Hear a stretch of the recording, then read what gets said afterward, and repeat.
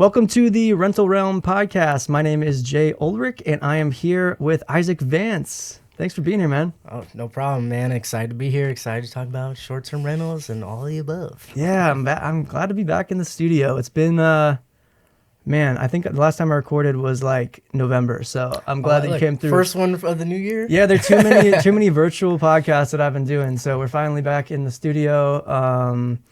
For those of you watching here, you can't see what's behind us over here, but we got a ton of wedding prep stuff, so we're in the thick of it over here, but we got to make do. So yeah, thank you for being here.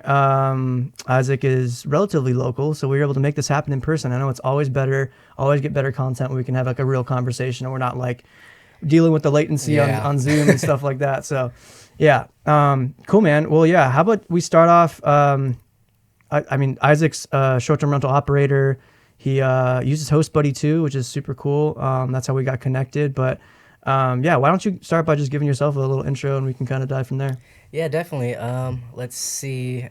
My wife and I own one short-term rental. It's a glamping dome in Georgia. And currently I manage about 10 properties, mostly in the Joshua Tree market. I got one in Lake Arrowhead and one in Paris, France, actually. All thanks to HostBuddy. That's crazy. That's crazy. What time is it in France right now? They're 9 hours ahead, so yeah. I'd have to do the math. Yeah. It's so like nighttime, like because it's about 12. Yeah, it's about like 9 p.m. something. You're like that. going to bed and people are checking out. That's it's very wild. Interesting. Damn. Okay. So how did you get started in Airbnbs? Really, it's similar to you. I had one arbitrage unit, and honestly, that connection really just changed my life. So before that, I was like learning for 2 years. I was just researching, backstory, getting my credit right for people out there. Like there's some things you need to do when you're going to invest. So I was getting my credit right. I was researching for 2 years. And then I finally had everything set up to get that first unit in Joshua Tree. Obviously, a bunch of no's, a bunch of, like all the opposition. One guy out of probably like 60 said, I'll meet with you. Met with them. His name is Brian. Shout out to Brian. Brian. Yeah, he really kind of snowballed my entire career. He was a real estate agent, and it was already an operating short-term rental. He had cleaners, he had handymen, he had electricians, plumbers, everything. They were paying too much to their property manager, so they put it on long-term rent. And that's how I got into it. He's like, you'll probably be profitable as long as you manage it yourself easily. I was like, oh my gosh, like the perfect opportunity, already functioning short-term rental. He gave me all the contacts. I ran that for about 6 months. And then after that, and actually I still put in about $12,000 to $15,000 of, updates, because out of all my research, this is 2023. So it was after COVID, when the amenities, started to upgrade, especially in Joshua Tree. It's crazy. The place was beautiful, but when I looked at it, there's nothing to do. I'm like, you're in the middle of the desert, it's secluded, beautiful house, literally not one game, nothing to do. So I got one of those domes. I put in a pool table, foosball table. I did the outdoors, little putt, like everything that you have to do now. Like I did it in 2023. Skyrocketed. I paid my credit card back in like 4 or 5 months, and then I used all that profit to get me into our glamping dome that me and my wife bought. So nice. That was like literally that one, arbitrage deal kind of kickstarted all of this for me. Yeah. How did you know that you needed to invest in these amenities? Like, because some people going into it as their first Airbnb, they're like, oh, like I think I could just jump in and just put, like Craigslist style stuff in there and we'll be good to go. But like, how did you know, like from the very beginning, that you needed to put like a dome in the backyard and mini golf and all that stuff?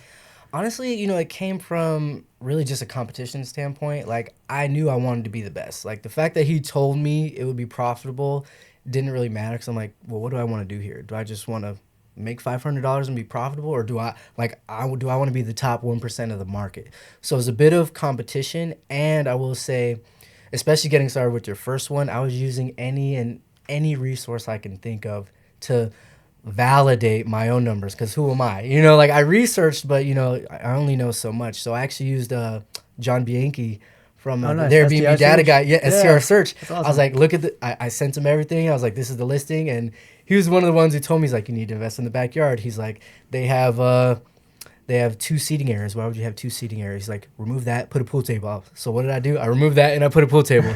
So I really utilized like all the tools and all the resources around me to validate what I needed to do. So he helped, and then along with, you know, just wanting to just be like the best in the market, just to offer a good experience. And I will say the one thing was walk in there like a guest. I'm like, if I don't really like you can only go to the national park for so many hours. When you come back, I'm like, I literally sat there like, what can I do here? I'm like, I could just sit here and watch TV. You know what I mean? Like, what? That's not the best thing. Like, Yeah. I want people to walk away like, man, I had a great time with my family. Like, it was so much fun. Yeah. This dome was so unique and so cool. Like, you know, that's the experience I wanted to give. And in turn, when you give that experience, obviously, the dollars portray that. So Yeah. No, I love that. I recently stayed in a Airbnb near Zion National Park. yeah, I saw that. Yeah, and so like, and it was so cool because the Airbnb was so nice. Shout out to Elements Vacation Rentals over there. I think that's that property management name. But yeah, it's the idea of like, because you can get stuck in the mindset of like, oh, it's such a destination place that like they're here just to go be there. at the park, Exactly. so it doesn't really matter as long as they have a good place to sleep. But like, I left the park going back to the Airbnb every day, going back from Zion, excited to be there because I know there's a hot tub, there's a pool, there's a theater, there's foosball, there's Just you know, continues the experience. yeah, and it's know? like it was the best weekend ever because of that entire, like there was never any point where I felt like I didn't have all the things that I was looking for. So that's cool. I love that. And I think like that's something that took me a long time to learn. Because we host a lot of people in downtown San Diego, and we're like, oh, there's so many things to do in San Diego. Yeah. And they're more like, you know, 1-bedroom studio units, a lot of those types of things. But like, it took a while for me to really realize like people are looking for like that rooftop patio and like, you know, just like additional things. Like we don't have a lot of space out there, but we can do more to like just gotta really get improve it. creative. Yeah, like throw some cornhole out there. Like any of the common areas, we just like totally build those out. So that's a big project for us in 2025. And yeah, sounds like you learned a lot of that really early, which is probably why you're becoming so successful. So kudos to that. I love it. So tell me about your Paris property. When did you get that one? Yeah, so it's only been live for a month, and it's funny. This is the part I was just telling my wife. Like, there's a point where you think you know what you're doing, you know, because I've been in Joshua Tree so long. It's like I think I have a handle on like, you know, how to get people to stop scrolling, on you know what's an effective listing, and like Paris for me was just like the light bulb, like, oh, okay, I think I do know what I'm doing. Yeah. So like you said, this was my first time hosting an apartment though. So for me, I had all this space, you know, like a lot of my properties have, you know, big outdoor spaces. So I can be really creative. I'm like, hey, we could add this, we could add this. I could, you know, come up with the Amazon list. I could make sure it's under your budget, but get real creative. I'm like, how can I make a 1-bedroom apartment, you know, stand out from all the other bedroom apartments? And it was little things. So one of the things I did, you know, I always dig into the listings around it. I'm like, okay, who's the competition? You know, because they're piggybacking. It's just like the national park. They're piggybacking off the location. It's very central. You can walk to, you know, the Louvre. You can walk to all these restaurants. You can walk to any of these major attractions in Paris. And when I scrolled through, all I saw was couch, bed, living room, couch, bed. I'm like, okay. So all I did was I provided a few little amenities I could, which was, what is it? A Polaroid camera. I'm like, hey, you know, free Polaroid camera, go out there, take pictures, small games, a little chess set, you know, like little card games. We have a projector instead of a TV, so I could say, hey, movie night, like all these little, like it was all those little touches, and literally, I'm not even exaggerating, it was probably a day and a couple hours, got like 3 bookings.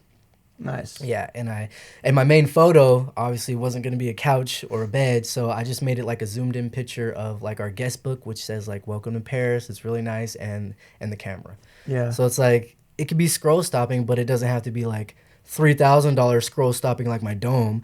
It's like the guest book and the camera were like what, like $30, but it's like knowing, like understanding like what's going to get people to stop scrolling. So it's a lot of marketing in Airbnb. So it's like really understanding that and just looking at what everyone else is doing as well. It's like keeping an eye on the competition. So that's what helped me get those like immediate bookings, and it's been off to the races. And nice. Obviously, we could dig into host buddy helping with the Paris location. I think it's amazing because you can tell it as much information as you want. So literally all I did was like chat GPT, like, hey, name the top places within an hour of like my address. And I was like, okay, now give me walking instructions. And all I did was just copy paste it and get. So if anyone asked me anything like, hey, what's the best restaurant? Where's a cafe? How can I get to Paris? Like what metro can I take? I'm like, host buddy will answer it, because I just did that work knowing like that place is really more of like a destination since it's an apartment. Yeah. Like people are going to be out and about. So being able to give them instructions or walking instructions or letting them know where the nearest parking is or how to get somewhere. So nice. I knew that was going to be important. So that's what I gave to Host Buddy to handle for me. Yeah. How did you find Host Buddy? I can't remember. I'm big on Google. I was just like AI assistants. Like, I was Nice. getting to the point where I'm like, okay, I kind of need some help. It's getting a little much. So I was looking for any type of assistance to, help me like offload some of those remedial tasks. Like, hey, where's the extra blankets? Like, where's the bat? I'm like, I shouldn't be doing this in the middle of dinner. Yeah. Do you have anyone working for you right now? I do not. Nice. I have Host Buddy, and I recently also I started dabbling into an AI assistant. So not an overseas virtual assistant, but another AI assistant, Nice. which it works similar to Host Buddy, but they can actually call them. Yeah. We'll have hopefully Host Buddy voice phone calls pretty soon. That's definitely a project for 2025. I think we have a little ways to go as far as technology in general to get us there, but like it could answer pretty simple questions if people prefer to call like late at night about like Wi-Fi and like troubleshooting or certain things. But like, you can only do as much as you can do with, the base LLMs and the technology that's already out there, because creating all of that from scratch would be quite the project. Yeah. But I mean, no, honestly, Host Buddy handles everything, especially if you know how to, set up your guests for success. Like, hey, if you need anything, just respond on the messenger. Like, if you want your quickest response, like, so I always like guide them, like, do not call me. Like, I can respond within minutes. Trust me. So it's really just setting them up. Like, any issues, just feel free. Like, you'll get the fastest response if you message. Yeah, that's a good point too. Because it's crazy. The place that I stayed at outside of Zion. They're using Host Buddy. No way. And so, and it was wild. I didn't know that until I was on their direct booking site, because I was trying to figure out like where am I going to put everybody that was coming. There was like 13 of my friends. And I was like, what's the sleeping arrangement? I just wanted to literally go there and read it, and I see Host Buddy in the bottom right corner of the page. I was like, no way. So I didn't even know they were one of our customers. I pulled it up and started asking all these questions, and it was like telling me where I could put people to sleep and like where the floor mattresses were located. So look at that. That was cool. But what I realized is I didn't know. So actually, I didn't know if they had it turned on. So they had the direct booking site widget. I didn't know if they had it turned on for like 24/7 coverage. Oh, okay. But there's an aspect to like. It's like, why wouldn't you? Also, why wouldn't you, right? That's just my opinion. But being a host, sometimes I just don't want to bother the host, because I'm like, I don't want to ask him a stupid question. I want to go and use the resources that I already have, like the welcome document or whatever, and go and find it, right? But when we stayed at this place, it's like all 13 of us are added into the Airbnb chat. Maybe not all of us, but like mostly all of us were in that chat, right? So there's like, the host, their co-host, and then all of us. And we can go in there and ask like, hey, when does the hot tub turn on to start heating? And typically I'd feel like a little bit bad, because like if that information is easily as accessible somewhere, it's like, why don't you just go get it? But I'm sitting by the hot tub, like just wondering, when is this going to turn on? I don't feel like getting up, going in the living room and figuring this out. And so there's a sense of like just knowing that it's AI in a way where like now you don't feel bad because it's going to respond to you immediately. You have all these answers. I didn't think about that. Yeah, and it's like a weird thing that I didn't think about either, but it's hard to know if you're using AI. And like with Host Buddy, like you can tell people that you're using AI. You can not tell people. What do you do? Or what do you guys do? We don't tell people. At night we say like we're not typically available, so there's an AI service covering, because then we know that at least like they know that we're not even going to be able to pick up the phone. And like our reviews are still like, we're still super hosts. Like it's not an issue. Like people don't expect you to be able to pick up the phone at like 2 a.m. As long as you're preparing your properties well, maintaining them to not have major issues. Like things are going to happen every once in a while, but it's like they can't expect you to answer the phone at 2 a.m. all the time. So I think your use case is really cool, because what we're finding is like there's different stages of employing HostBuddy, and like a lot of people who have like 30 plus properties, like they're using virtual assistants. And let's say you have like 70 or 80 properties or 100 properties, and you have like 5 or 6 or 7 or 8 VAs. Now you find HostBuddy and you're like, shit, how do I reduce my team? Because like I don't lower really, my expenses. Yeah. But for you, it's like now you can scale up until however many properties you really feel like you can control without even employing an actual human by only using HostBuddy. So it's like a completely different use case where I feel like your situation is almost better. You keep your expenses down. Because for me, like we're at 50 properties now almost in San Diego, and a lot of them are smaller units. So it's not like we're doing these massive, 4 or 5 bedroom houses, but still it's 50 units. We only have 2 virtual assistants that are working for us, and it's only 1 virtual assistant working at a time. And I feel like they're not doing much. Like we assign things to them, we have them optimizing our listings. We don't really have them doing marketing quite yet. Like I'm trying to scramble and find things that they can do because like if I had HostBuddy before they came along, I probably could have done without them a little for bit more, quite some time, saved up some money, put it back into some other Airbnbs. So I think you're in such a cool position, and we're finding that with all these customers that we talk to. It's like once you get to like 100 properties, you're at like so many VAs on your team. It's like, what do we do now? So you don't want to let them go because they're like such an they've asset. been good, yeah. They know so much about your business, so it's kind of a interesting thing to think about. But I think you're in a great position, and I think the way that you're targeting like these unique stays is really cool. What's your property management company called? Staycay. Staycay. Okay, nice. Come have a staycation. Yeah, love it. Love it. Nice, man. Yeah. So what's next? What's your goal? Honestly, so my goal is really just to build up like my personal portfolio. So like we talked off air, like the main reason for managing is, I ran into like my first roadblock financial wise. We plan on doing a container home in Williams, Arizona, so right outside of Grand Canyon. And it's really, I really want to give like a super unique, like highly amenitized, like I tell my wife, like literally my goal is to have like the most unique, coolest Airbnbs like in the world. Like that is the level. It's like if I'm going to do this, like I want it to be super cool. I want like be featured on the front of the Airbnb everything page. like the potato house, like like her, I follow her. I'm like, I view her as my competition. Yeah. And it's like I'm just some manager right now, you know what I mean? But it's like that's where I'm trying to go, and like that costs money. And I'm doing this all on the side. Like it's really split up. It's like my normal job pays for my normal, like my house, my kids, like things like that.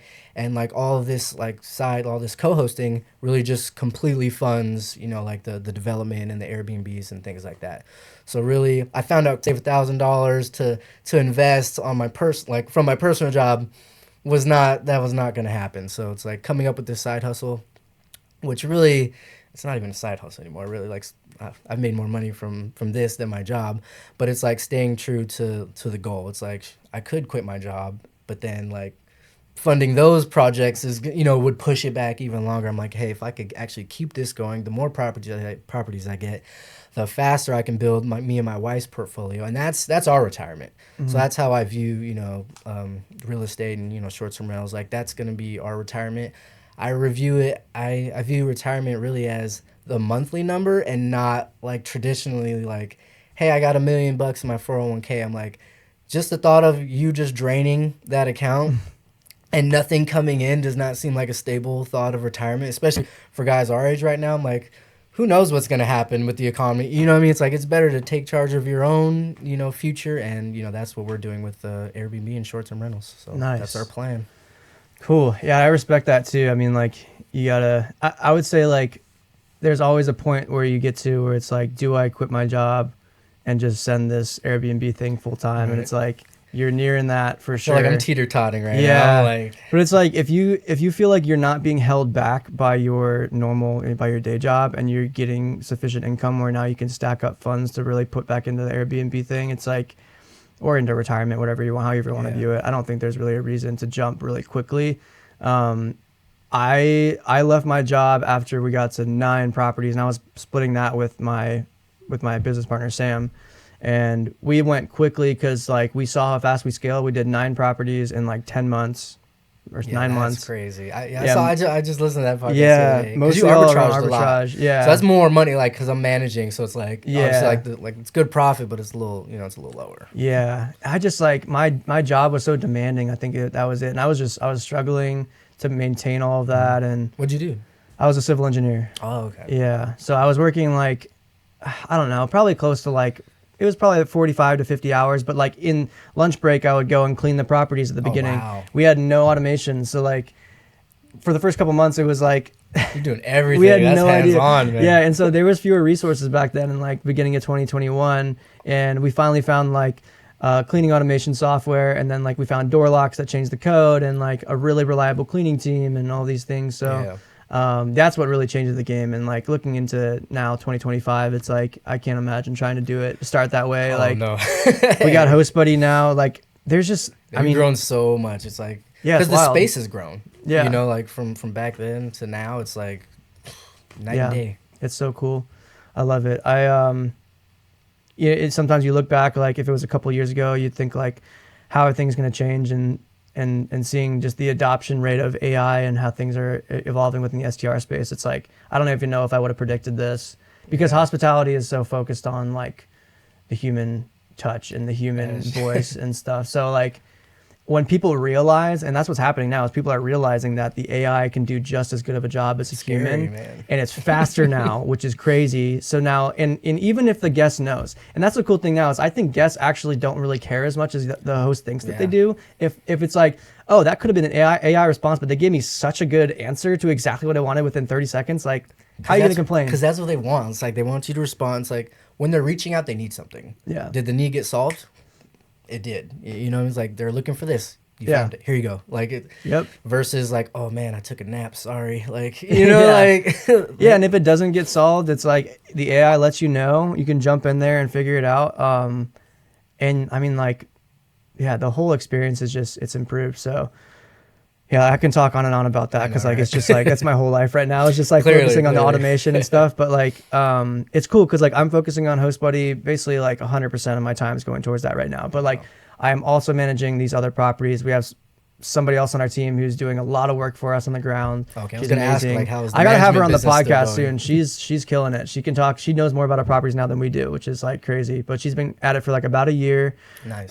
Which allows us to really like focus on like, we don't have to go to the properties or like really focus on like, we just got 10 more units. I was going to ask, like, are you still trying to scale that, or like I know you're. We got on 10, Host Buddy, so we're but- very selective on what we're doing now, which is like I think everybody should be. But for us, it's like if there is a significant time dedication that we need, it's just not going to work. So we got actually one of our colleagues. She had a friend who was getting rid of her short-term rental portfolio, and she had 10 arbitrage units in University Heights.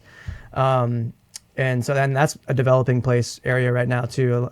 Very desirable for like, it's more of like a younger hip spot. If you know what like North Park is, like it's very similar. It's like kind of turning into that. But great location. And it's just like right in our wheelhouse, like studios, 1 bedrooms, 2 bedrooms, like already furnished, nice stuff. Like we can put in a few extra amenities and, you know, increase the revenue, but it's like it was turnkey almost. Like we had the team that can go and make sure that everything's functioning properly, and then we connect it into our systems and everything's good. Upload it into Host Buddy, answers all the guest questions. Like the process is so dialed in now. It's so like efficient. We just got 10 units in like a couple weeks, and it was not a big deal. Like I don't feel like the workload has increased really at all. The only thing I've handled is setting up the payment because it's rental arbitrage. So we're paying it's basically a master lease, but we're on like a bunch of individual ones. So it's crazy how quickly that process can be done now. And I probably wouldn't do a rental arbitrage deal now if I had to spend a ton of money up front, just because like we can't focus on that right now. Yeah. Like we have people that can help us. Like, but now we got 2 businesses, and I'd rather focus on improving the experience for all of our users that are using Host Buddy by dedicating my time to that. And there's such a good opportunity right now to like really improve the whole industry. So that's our mission. Cool, man. Well, yeah, that's sweet. It's cool that you're like really focusing on like your family and your plans and your goals and everything. Cause we're just, like you mentioned, talking before this about how like you can bring your kids over to the properties and just like kind of have them involved. And it's like not a big deal. And something that I've been thinking the last couple of years is like, I think I had the mentality of like, I was waiting until I could get a certain amount of properties until I could like really settle down and get engaged and get married, have kids. Like if there's things that you want to do, Like you can do those things simultaneously. I wouldn't let anything hold you back. So I mean, you're doing it all right now, which I think is really impressive, and managing internationally, which is freaking wild. I know it sounds crazy when you like say it out loud. Yeah. Like I said, I don't have much of these conversations, so it's like, oh my gosh, I guess I did develop a site from the ground up and host international. You know what I mean? It's like you just get caught in the thick of it. But yeah, I mean, I think it's important to just like remember like why you started this in the first place. And just kind of stay true to that, especially like when you get in it and you're scaling. It's like I'm competitive, so I'm like addicted to growing. Like I'm like, all right, I can get more. It's like whoa, like for what, you know? And the big thing for me was like I don't want to own a job. Yeah. And that's why like I take automation seriously. It's like whatever I can do to make sure I'm still present with my family, but I don't have to sacrifice, like, yeah, I kind of do like growing this business, you know, like I do want to create some really, really cool spaces for people. You know, I do want to teach people, like, you know, I think there's just so much that like short-term rentals can actually give to people. And like, that's one of my reasons, like being on this podcast, like a bunch, like whoever you are, like teacher, real estate, you know, like, I'm in retail, like you could be working at fast food. I'm like, there's like short-term rentals like could be your key to whatever future you want, you know, like you don't have to build a huge management company or an AI company or try to create the most unique, you know, like portfolio in the world. It's like, hey, what can an extra $1,000 do for you? Yeah. And I think for anyone's like a lot, you know? Yeah. That's a good point. And that's why I started too. Like I was looking for another business to start and kind of get out of the 9 to 5. Yeah. But like it wasn't, I think at the beginning it was kind of one of those things where I was just like, let me see if I can get a little bit of passive income here by doing some Airbnbs. I was starting a aerial drone videography business at the same time, like just trying to like experiment with all these different things. And then I found Host Buddy. So there's all these different like pieces of income that are coming together. But at the beginning I was like, let me see if this can work. And short-term rentals is so good because it like the barrier for entry is like so low. Like if you have a little bit of money stacked up, like now, I mean, it is a little bit hard if you're only managing to like really sell yourself, but you can partner with other people who know what they're doing. You can kind of learn the ropes and like, there's so many ways that you can do it. So that's the greatest part about it. Yeah, actually, let's pivot into that. Like, why short-term rentals in the beginning? Like, you and your friend Sam. Like, what? Yeah. Like, why'd you do it? Like, what? Yeah, what was it about it that intrigued you or made you think like, okay, this could be, you know, something here? Oh man, I think, dude, because I'm not like a hospitality-focused type of person. Like, I worked in customer service when I was younger, like almost just because like I had to at like some restaurants, like and stuff like that, and I never liked it. And so it's really interesting because when you think about like a lot of times when people start businesses, like they are the technician that can get the thing done. And like you said, like or it's their passion or it's something like that. And so and then that turns into like you hiring other people who can do the job just as good or better than you, and now you're like in a management position.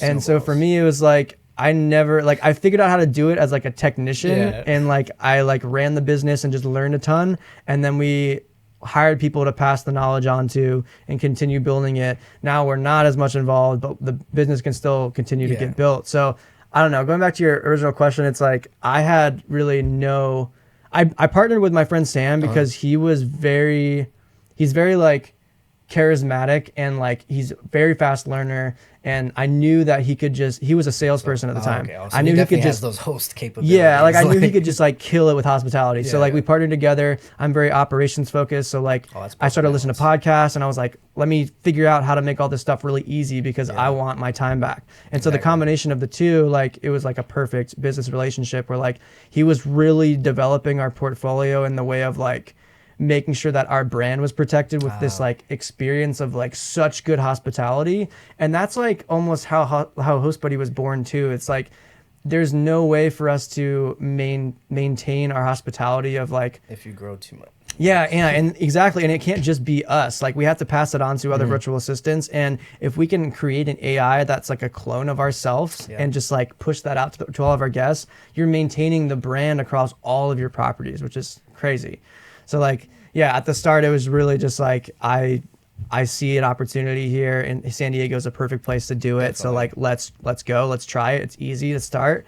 And then we just killed it with like the relationships of like you said, like your guy, Brian, right? He like, that was his name? Yeah. He like kind of helped you start kind of getting into these things and like enabling you to get more properties. And like that's how we started, just like treating that relationship as like gold. Like we need to protect this, and like relationships are everything. yeah, because if you give them a really good experience, now they're going to want to recommend you to other people. And like that's what happened within the first 2 months. We had a recommendation. Actually, no, it wasn't even a recommendation, but I cold called so many freaking people and I cold emailed so many people. One of them like basically answered a Facebook message that I sent to him, and he was pretty skeptical. And then he like, we basically convinced him that this was like a really good idea and we're going to run an arbitrage. He was like, okay, this is cool. But then the second person I cold called is the second client we ever worked with. I cold called him and he was like super skeptical. He's like, you can meet with my wife at the property, and if you guys are cool, like we can continue talking, and if it sounds like your business is gonna, take care of our property. And they're still on the fence, and he happened to know the guy that we rented out the first property. Oh, wow. Yeah, and because he was like, have you done this before? And we're like, we have one property. Technically, yes, we've done it before. Yeah, I was like, yes, we started like last month. And they're like, who are you renting for? And we're like, oh, this guy, his name's Doru. He's, really great guy. Really the guy that got us started with this whole, like, got the ball rolling for us. And he was like, oh my God, I played tennis with this guy before. And we're like, no way. What are the odds? Perfect. So he called them and they were talking about it. And they're like, yeah, like no issues with my property so far. Like these guys are great. And that's just how we kept getting those deals. So if you're doing rental arbitrage, even if you're doing co-hosting or management, like just treating your clients with like the most respect and just like always answering their emails and texts, just being there, being available is like really important, especially at the beginning. And you never want to lose that. But like that's what got the ball rolling for us and got us basically a property a month for 9 months. No, literally same here, smaller scale. Yeah. But like, in the future. So after that arbitrage deal, they tried to go up on the rent on me like $1,000, and that's when I transitioned. So I gave them the offer. I was like, look, I'll leave all my stuff in there as long as I'm attached to the property. So I was like, I'll manage it, and you won't have to pay for the pool table, none of that. But I need to be, the one managing. And then eventually, from Brian, he had a few clients that he managed their properties, and he moved out of Joshua Tree. So who do you think he asked to manage those? So I picked up, when I decided to start managing just in October of last year, I picked up 2 of those properties, and I managed him and his wife's personal property. Yeah. So that one relationship, 4 listings, so relationships is definitely huge. Like you said, like, just treating them with respect, being transparent. Like I didn't lie to him. I'm like, he knows I work a full-time job, and he's still allowing me to, manage these properties. He's like, hey, as long as you can do it. I'm like, yeah, I can do it. I even told him about Host Buddy. I'm like, look, I could respond faster if you need to update your Guesty.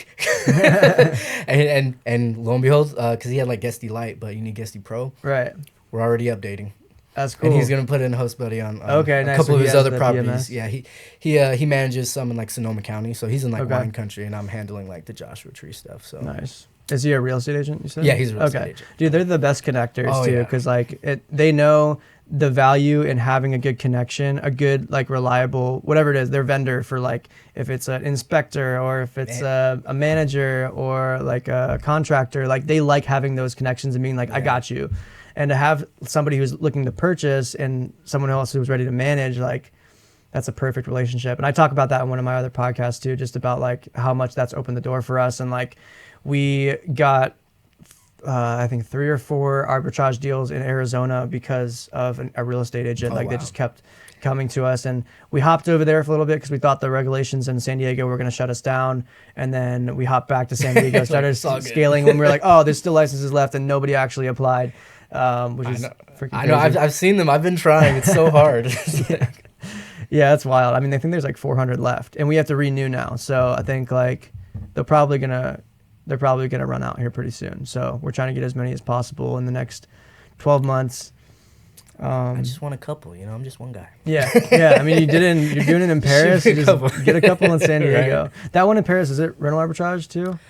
No, it's just co-hosts. Oh, okay, that's even better. Yeah, and got it from a referral. Okay. It was one of my clients' daughters. She's like a film director out there, and she's like, hey, if this goes well, we're already looking at Rome. Damn. And it's only been live for like a month. Yeah. But she's like, oh my God, like how'd you get all these bookings? I was like, well, yeah, I know what I'm doing. That's so cool.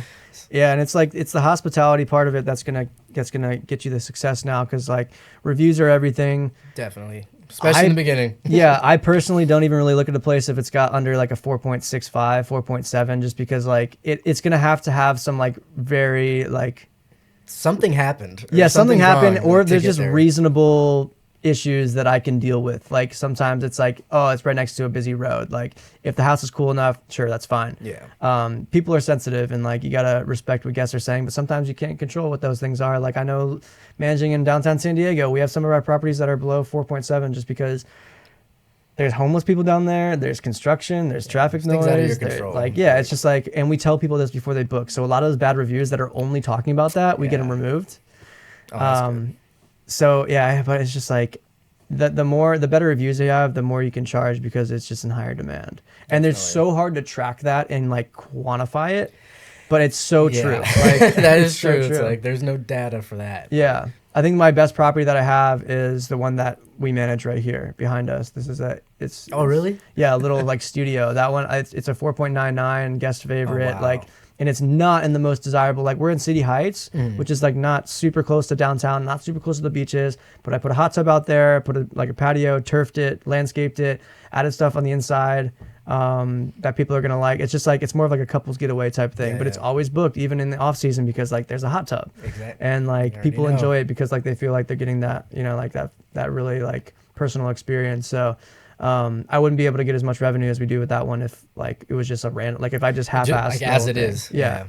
So it's cool. But like we basically, we bought this place with that in it because I wanted to manage that unit. It's tough just buying in San Diego without like having a second man. unit on the property. Interest rates are crazy. That's a whole other topic. Oh yeah. But that's why co-hosting is great because just leverage what other people have purchased and be able to benefit off that. So yeah, man. Yeah. What else we got? I wanted to talk about your tech stack right now. So you got HostBuddy running. Oh yeah. You don't have any VAs. Do you have like any, so is it your personal phone number that's like on the listing that do people call you? So right now, yes. So that's one of the things I'm working on now. I'm still testing out some like speaking like virtual assistants. I actually have one virtual assistant right now. Oh, actually, sorry, AI assistant. I have one AI assistant, but it's very specific because I'm testing it out. So one of the properties we offer like some e-bikes, and it's like really cool, but it's complex. It's like I have to have them fill out waivers and like send me their license. So it's like a whole deal besides like Airbnb. So I have to kind of get on the phone and like confirm that and let them know Gotcha. where they are and unlock it. But I was like, I don't really feel like talking to them. I don't really feel like doing all that. It's a process. So I found I have an AI assistant. I'm like, hey, when you're ready with the bikes, call this number. And they just call the number and it tells them exactly what to do, where to ride, because like you can't just ride them everywhere. Like it's so complex. I'm like, I can't I can't text you this whole message that you're probably not gonna read anyway. So I'm working with, I think it's called Virtual Gurus. So I use that. And then my PMS, Hospitable, it's been great so far. I don't know how it'll be when I have 50, but, hey, 10 is cool, and definitely use Turno. Turno is... Nice, me too. Yeah, I mean, that's how I literally even found the cleaner in Paris. I'm like, I'm like, I don't know anybody there. I'm like, how am I going to build a team when it's a place I don't know? And so, yeah, I use Turno to find cleaners and once you clear, that's how you can find a handyman, a plumber. I'm like already connected with that guy. I had to go through like 3 people, but I'm like, I found my main cleaner. His name's Nate. I'm like, he had a plumber. We already had a plumbing issue like the 3rd stay, and like handled it immediately. So it's like Nice. it's a good way to just find people. Like like not even just cleaners. So like I definitely love Turno. So and as far as dynamic pricing, Price Labs, I feel like that's like the standard. Yeah. But I always optimize like once a week. So like I try not to like set and forget it. I kind of go based on the occupancy. So Okay. it's like I'll go in there and like adjust the base rate. For me, like a comfortable occupancy is like between 30 and 60% within 30 days. Okay. If it's higher, I know like if it's a higher percentage, I know like okay, I'm leaving money on the table. I'll start to bump it up. If it's lower, obviously, I'll lower the price because we're not getting occupied.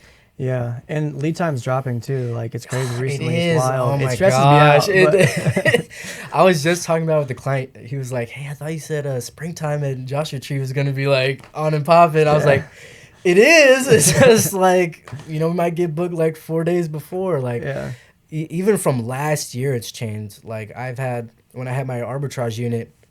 Literally, probably by January, I had like my whole spring just like locked up, and I was like, Airbnb is great. And now I'm like, oh man, like what's going on? It's like it's spring, like springtime is the time in Joshua Tree. It's like what is going on? But they're just you just have to adjust, and they're just shorter, and you just got to be okay with that, and you got to plan. yeah. You don't want to drop your prices too low to where you're Exactly. getting people who are going in there and not treating it very well. So that happens a good amount here in San Diego. It's Like a a lot good of balance. locals. It's hard. So yeah, and it's hard. You don't want to fight that just because you're looking for a better occupancy rate. Like I'd rather have like a $4,000 revenue and like 70% occupancy, than like 4,200 and like Exactly. 80%. Just because that extra 10% is getting us like people who just aren't really like. And you got to pay for on the back end with maintenance and Oh, all the things yeah, that they it's the ruined. worst. Yeah, and it smells like smoke, and then like next guest comes in, starts complaining, your reviews are impacted. So all these things, yeah. I basically use a lot of those things too. Dan, there was one thing that I was going to mention when you were talking about that.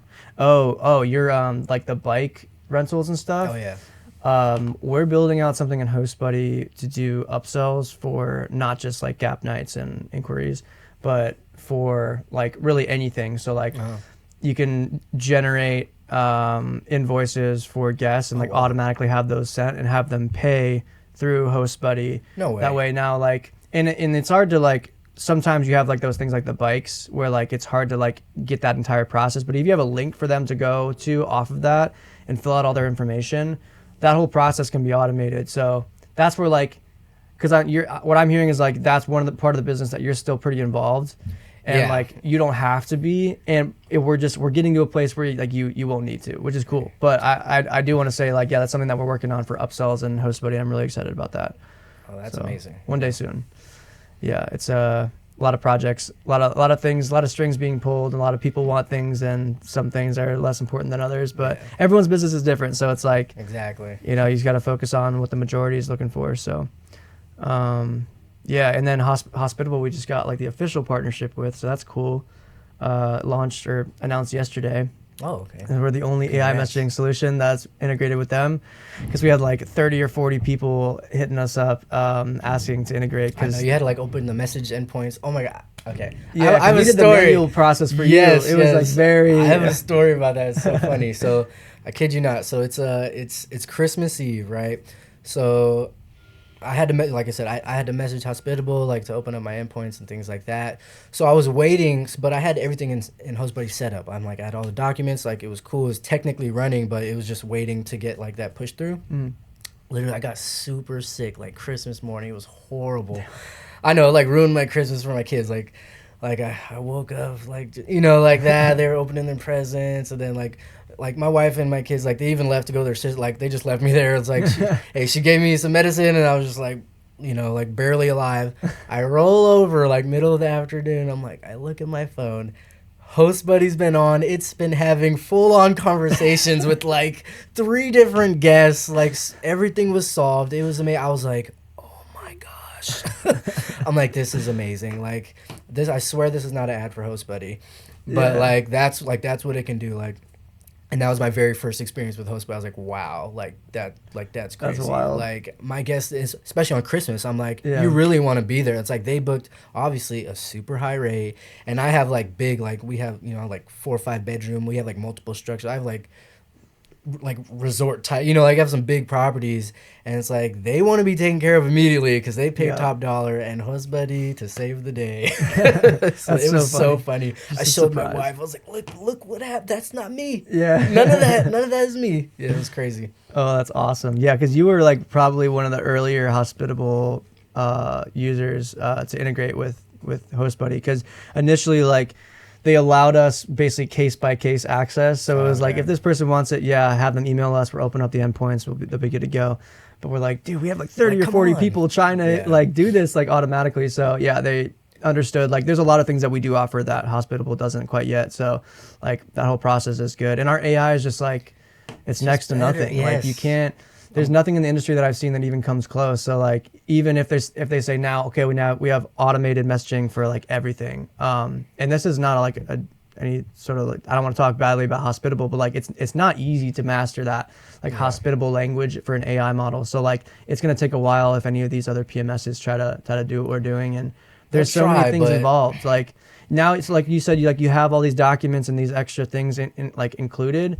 That whole process is not easy to do either. Like, like pulling in all the data and making sure we have the option to use these different fields and like putting that into a PMS it's tough.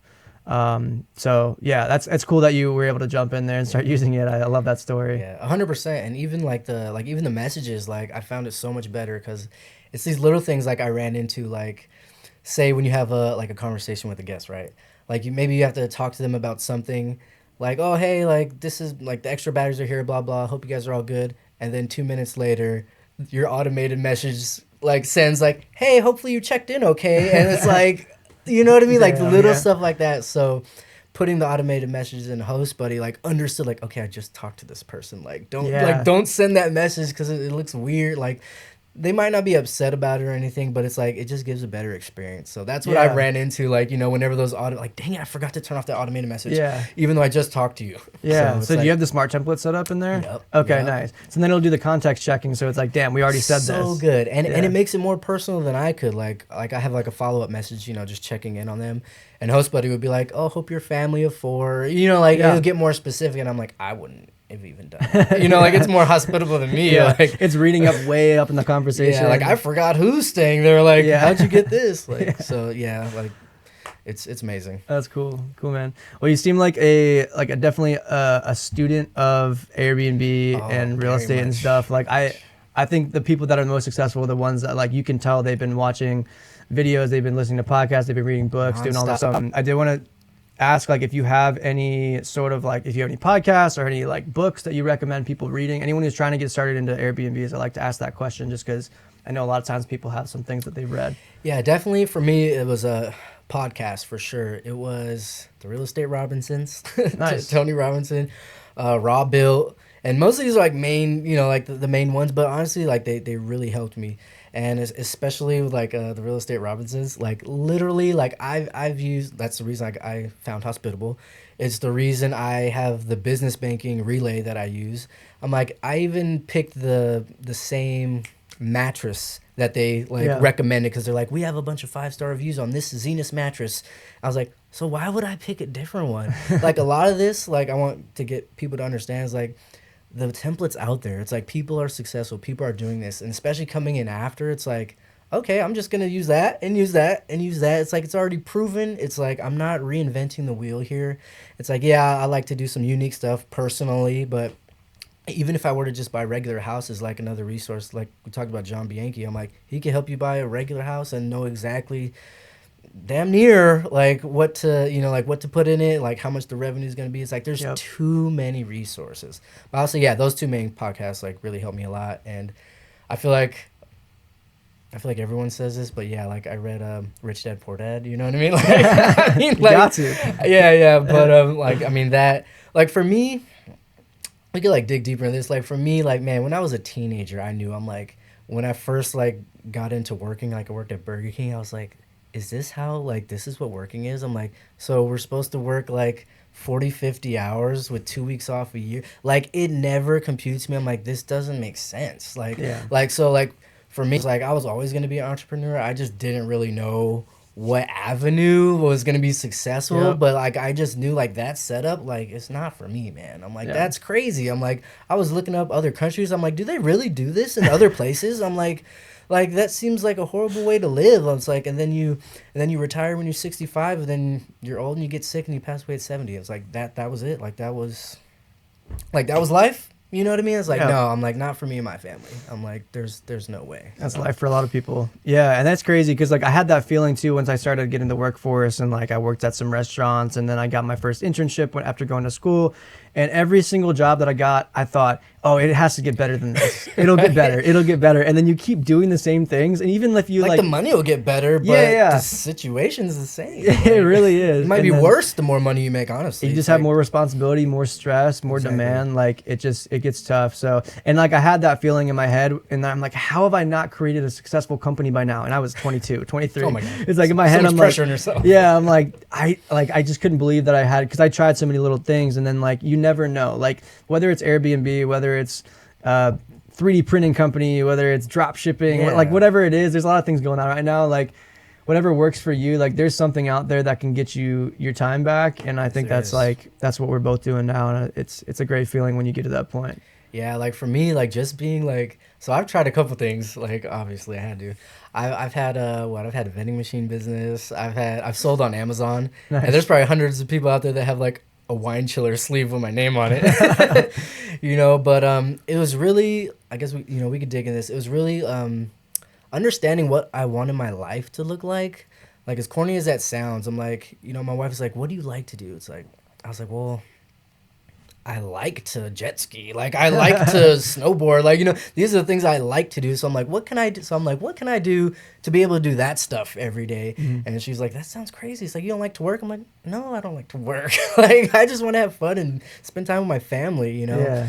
So I really, how I found Airbnb was I just reconstructed like my life. I'm like, if I want my life to look like this, like, hey, I want to be able to do X, Y, Z, maybe go on some trips. I don't need to be a millionaire. Like, I just want to be able to do what I want, maybe work out, blah, blah, blah. And I was like, what business model suits that lifestyle? So it's like, I know I still need to make X amount of money, but I want most, if not all of my time. Like, I don't mind working a few hours. Like, I work hard. Like, I don't mind working hard, but I'm like, I don't want to be tied to 9 to 5 and have to ask if I can go see my nephew's football game. You know what I mean?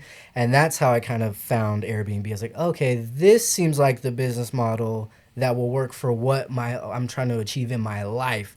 So a lot of people, like we said earlier, it's like, yeah, maybe following your passion might not be a good business idea. It's like, I try to tell people, it's like, what do you want your actual personal life to be? And then make a business off of that. Like, what can work around that? What can get you the revenue that you want? It's like, you need to keep these things in mind. Don't just be like, I want to be rich. It's like, well, you're not going to get anywhere. It's like, hey, like me and my wife have a very specific, it's like, we want to make at least like $12,000 a month. I'm like, oh, cool. Like if we get $12,000 a month, that's enough to travel a few times, like be able to do what we want to do, help some people out, blah, blah, blah.